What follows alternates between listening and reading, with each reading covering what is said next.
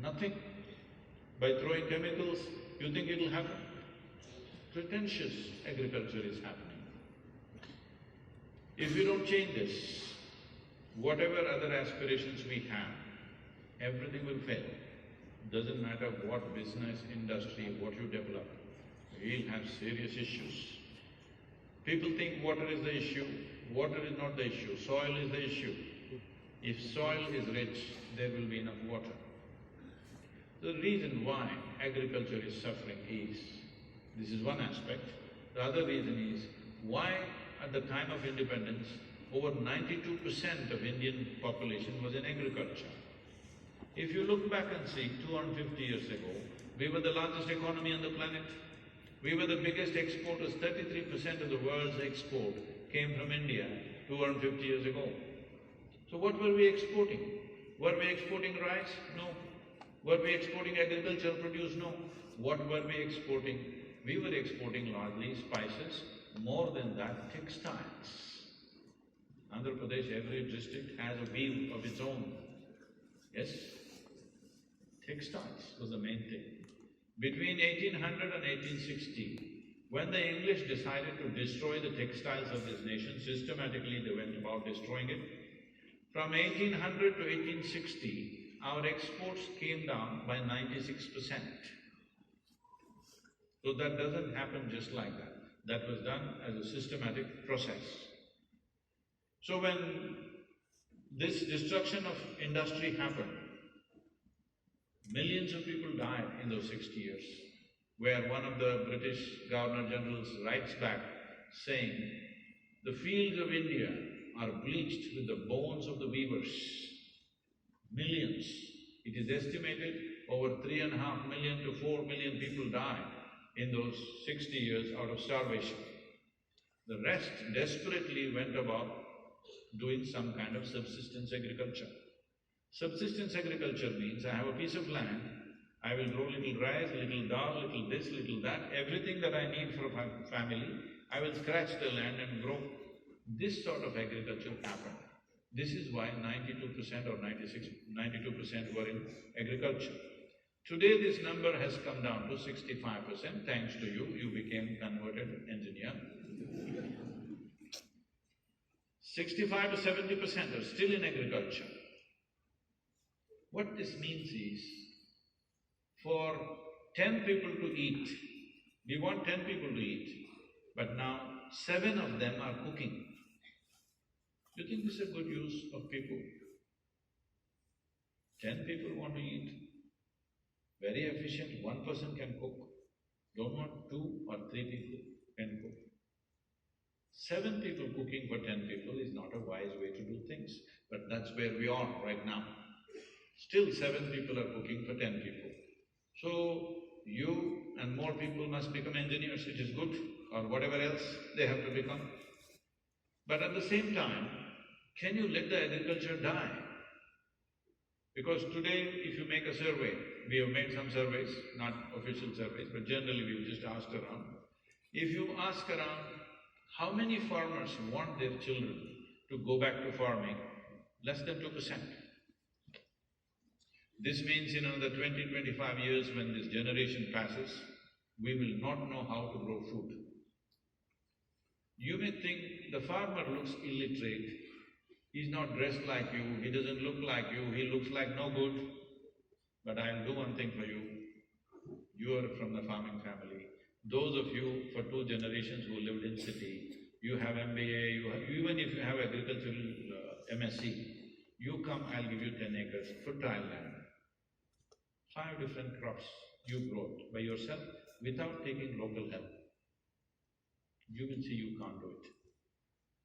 Because this intrinsic knowledge that our farmer has, this is one of the most fantastic things that India has done is, of the many things, well, we are going to the moon, we have gone to Mangalyaan, all kinds of things, businesses have done great things, science has done many things, but the most fantastic thing is, without any science, of any modern science, without any new technology, just with traditional knowledge, our farmers have fed 1 billion people. This is not a small thing.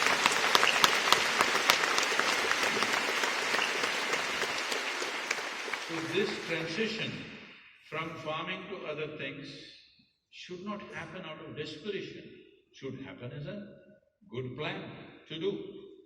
Right now, one reason why farming is not succeeding is soil is weak, so water is scarce. Another thing is scale is too small to make it successful. The average land holding is 1 hectare. That means 2.25 acres per family is what we have. In this level of holding, whatever you do is going to be waste. Everybody is under loan, okay?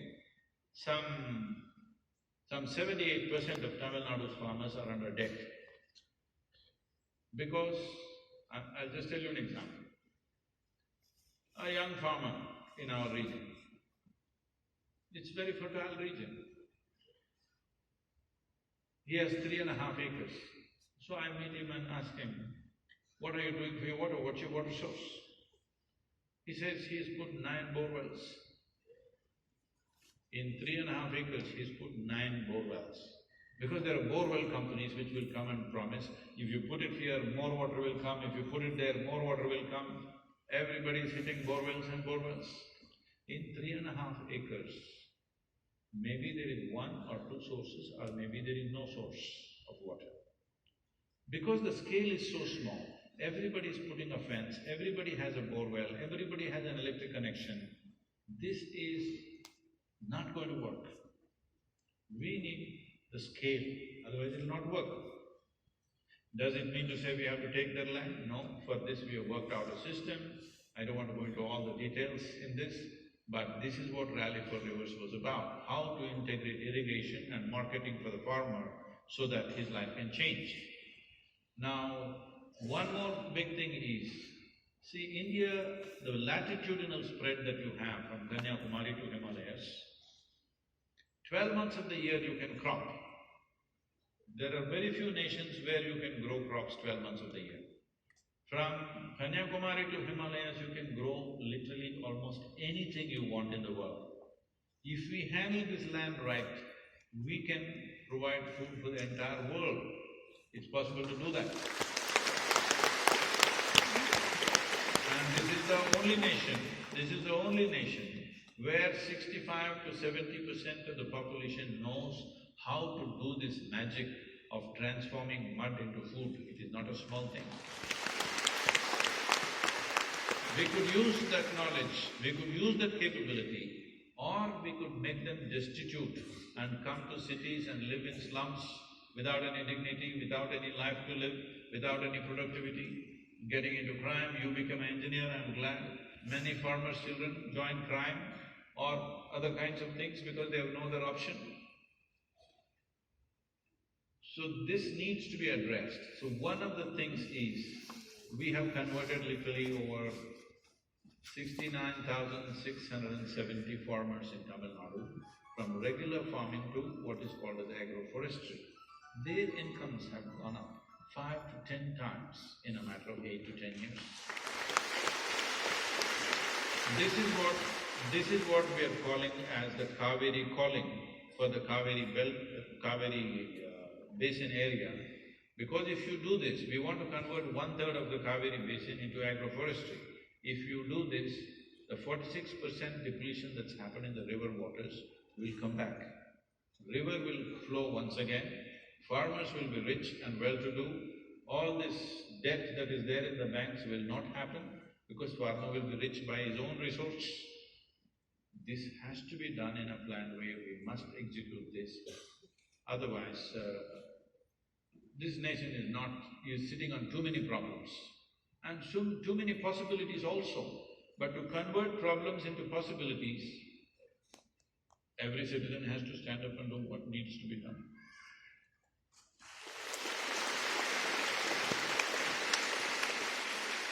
Namaskaram, Sadguru. Where are you? Sadguru here. Oh. When a movie is made, the idea and the story is… The question is for him. No, Sadguru. The idea and the story is developed to make it more popular on commercial factors. It developed on commercial factors to make it more popular, to reach more number of people. Can we use